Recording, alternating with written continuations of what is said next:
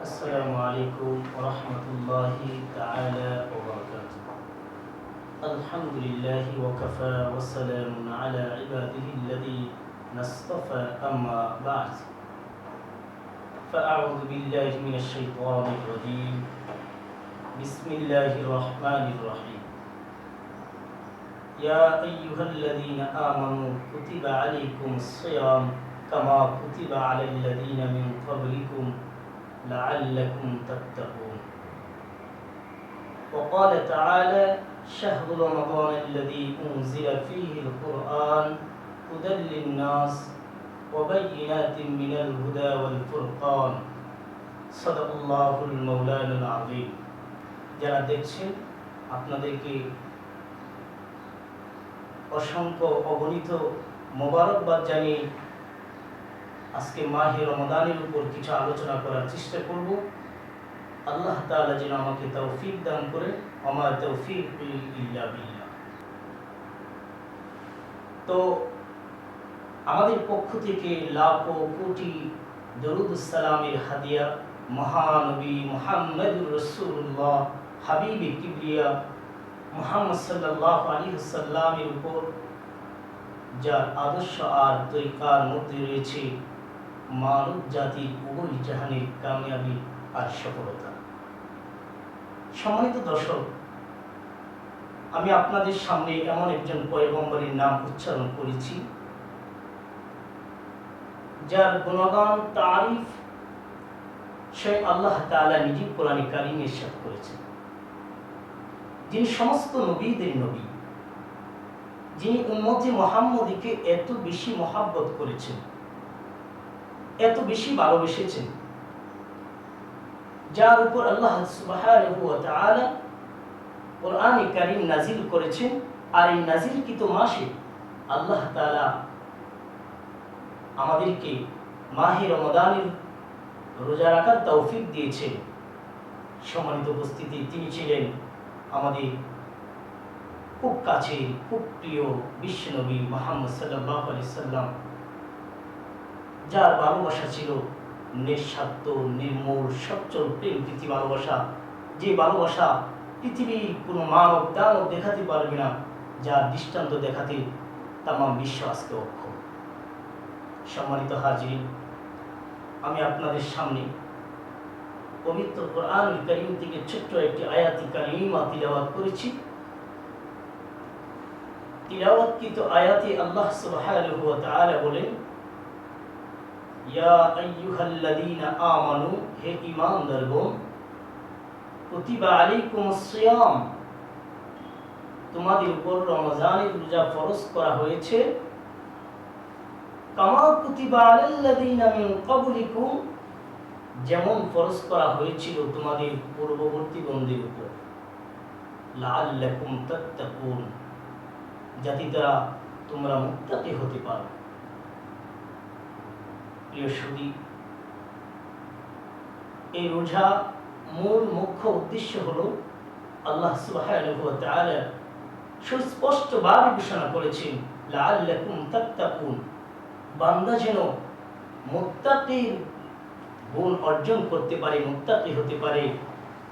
কাজেই আমাদের এই রমাদান মাসে আমরা কি করে মুত্তাকি হতে পারি, মুত্তাকির জ্ঞান অর্জন করতে পারি, গুণ অর্জন করতে পারি, এই জন্যই আল্লাহ তাআলা আমাদের সামনে রমাদান দিয়েছেন। আর ইতিমধ্যে আমি আপনাদের সামনে একটি আয়াত পড়েছিলাম, শাহরু রমাদানাল্লাযী উনজিলা ফীহিল কুরআন, এটা কোরআন নাজিলকৃত মাস। এই মাসে আল্লাহ সুবহানাহু ওয়া তাআলা বিশ্ব মানব কিভাবে চলবে, দুনিয়া এবং আখিরাতে কিভাবে কামিয়াবি অর্জন করা যাবে, সেই কোরআন লাউহে মাহফুজ, কোরআনুল হাকিম, কোরআনুল কারীম নাজিল করেছেন। তার মানে হলো, যে মাসে কোরআন নাজিল করেছেন, এই মাসে আমরা অবশ্যই কোরআনে কারীমের তিলাওয়াত বেশির চেয়ে বেশি করব ইনশাআল্লাহ। তো আল্লাহ সুবহানাহু ওয়া তাআলা এখানে স্পষ্ট বলেছেন, লাআল্লাকুম তাত্তাকুন, তোমরা যেন মুত্তাকি হতে পারো, মুত্তাকির গুণ অর্জন করতে পারো। আসলে মুত্তাকি কি? আসলে মুত্তাকি, তাকওয়া, এটা আমরা অনেকেই, এই মর্মত্বটা অনেকে আমরা সঠিকভাবে উপলব্ধি করতে পারি না। তাকওয়া হলো, এটা আরবি শব্দ যার অর্থ, যার মূল ধাতু হচ্ছে বেকায়াতুন, অর্থ বাছা, মুক্তি, নিষ্কৃতি, সতর্কতা, ভয় ভীতি ইত্যাদি। পরিভাষায় তাকওয়া বলা হয় মনে আল্লাহ সুবহানাহু ওয়া তাআলার ভয় ভীতি রেখে আল্লাহ রাব্বুল আলামিনের প্রতিটি কাজ তার সন্তুষ্টির উদ্দেশ্যে মুহাম্মদ সাল্লাল্লাহু আলাইহি সাল্লামের প্রদর্শিত পথে জীবন পরিচালিত করা। মোট কথা, প্রতিটি কাজে, প্রতিটি ক্ষেত্রে, প্রতিটি সেক্টরে আল্লাহ সুবহানাহু ওয়া তাআলা প্রতিটি হুকুম যেন সঠিকভাবে আমরা পালন করতে পারি, যাতে লঙ্ঘিত না হয়, তাকে মুত্তাকি বলা হয়।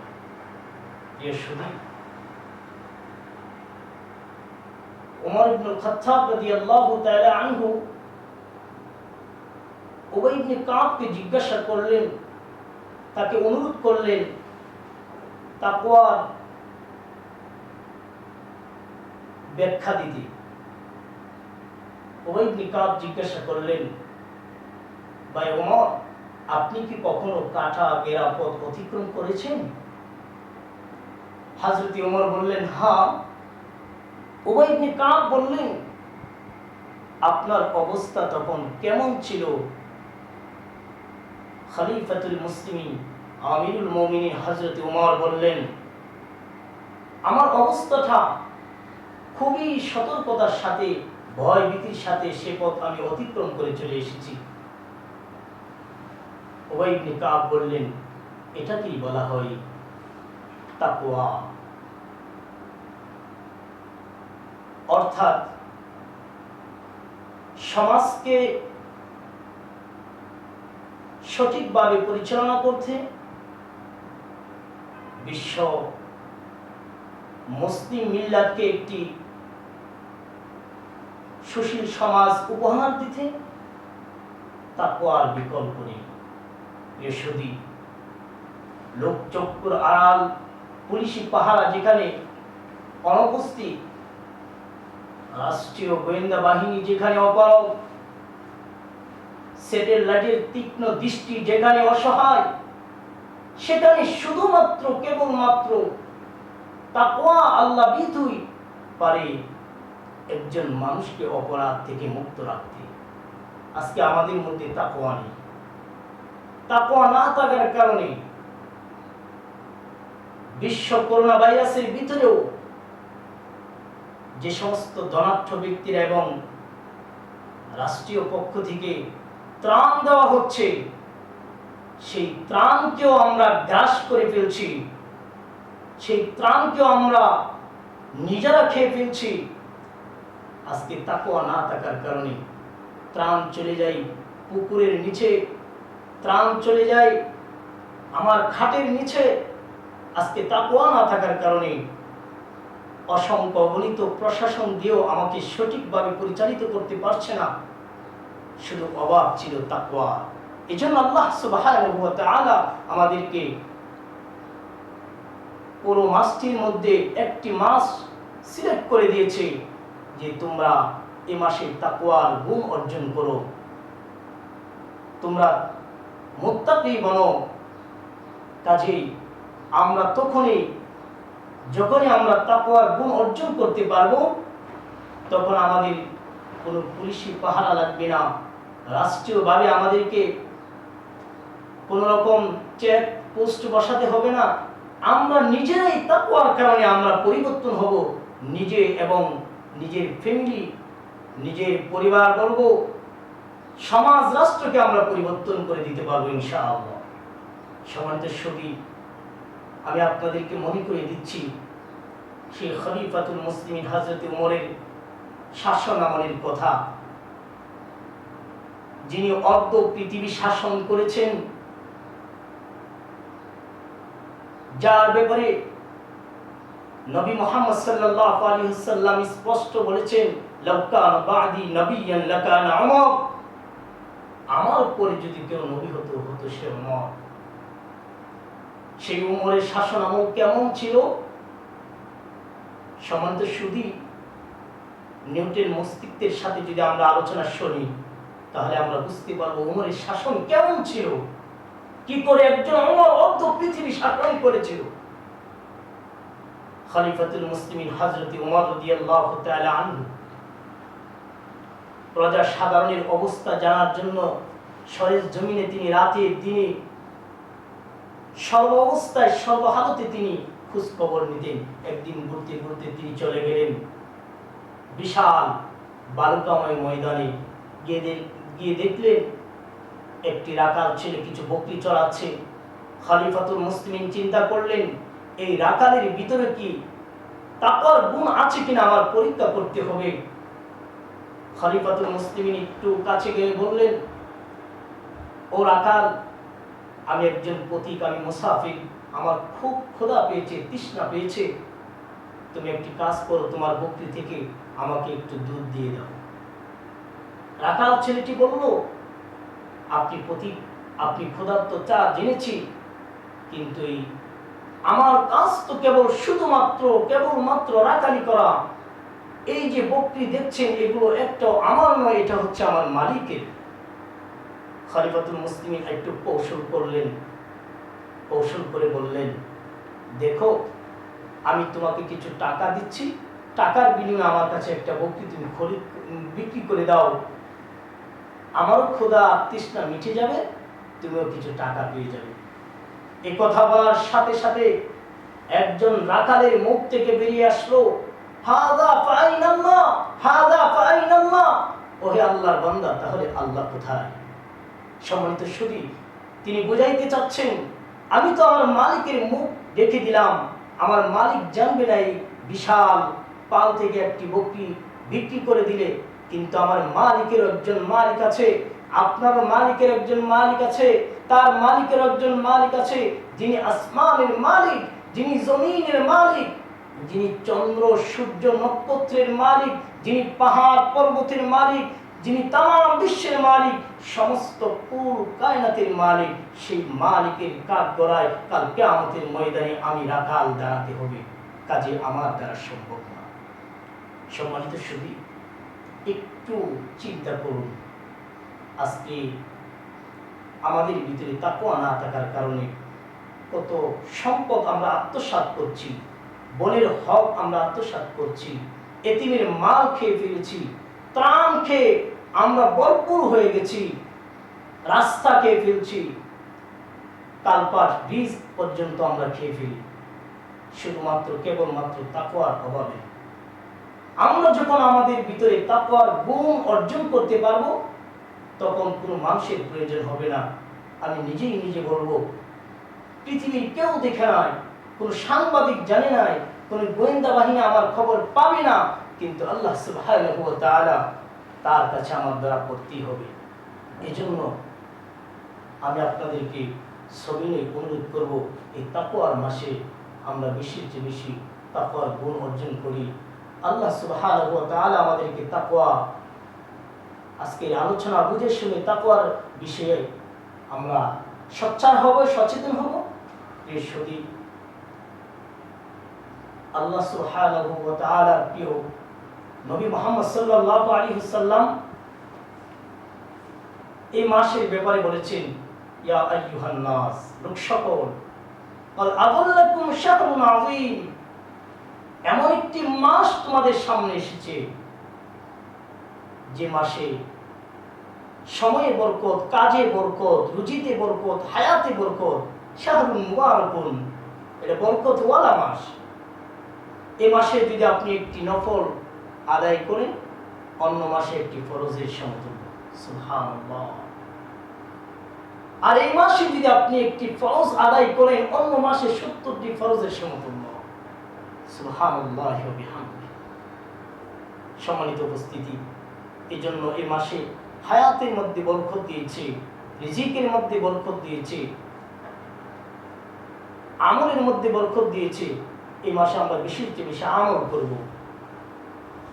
আরেকটি কাজ আমরা বেশির চেয়ে বেশি করব, শুধু নিজেরাই ইফতারের মুহূর্তে বিভিন্ন আইটেম দিয়ে ইফতার করব না, পথ শিশুদের জন্য ইফতারের ব্যবস্থা করব, প্রতিবেশীদের জন্য ইফতারের ব্যবস্থা করব। কেননা আল্লাহ সুবহানাহু ওয়া তাআলা তার বিশ্বনবী মুহাম্মদ সাল্লাল্লাহু আলাইহি সাল্লামের মাধ্যমে হাদিসে পাকে বিশ্বনবী সাল্লাল্লাহু আলাইহি সাল্লামের ইফতারের ফজিলত বর্ণনা করতে গিয়ে বলেন, যে ব্যক্তি একজন ব্যক্তিকে ইফতার করাবে, ওই ইফতার করানোওয়ালা ব্যক্তি গুনাহ থেকে মোচন হবে, দুজকের আগুন থেকে মুক্তি পাবে, এবং যাকে ইফতার করাবে ওই ব্যক্তি যে পরিমাণ সওয়াব, ওই পরিমাণ সওয়াব ইফতার করনেওয়ালা ব্যক্তির নামে আল্লাহ সুবহানাহু ওয়া তাআলা দিয়ে দিবেন। কিন্তু যে ব্যক্তি রোজা রেখেছে তার বিন্দু মাত্র সওয়াব কমতে হবে না। এই কথা শুনে সাহাবায়ে কেরাম আরজ করলেন, ইয়া রাসূলুল্লাহ, ইয়া হাবিবাল্লাহ, আমাদের অনেকের সামর্থ্য নেই, সাধ্য নেই যে একজন রোজাদারকে তৃপ্তি সহকারে ইফতার করাবো। নবীজি সাল্লাল্লাহু আলাইহি ওয়াসাল্লাম তখন বললেন, যে ব্যক্তি কোনো রোজাদারকে এক ডুব দুধ বা একটি খেজুর দ্বারা, একটু পানি দ্বারা ইফতার করাবে, আল্লাহ সুবহানাহু ওয়া তাআলা ওই রোজাদারের সমান সওয়াব ইফতার করানোওয়ালা ব্যক্তিকে দান করবেন।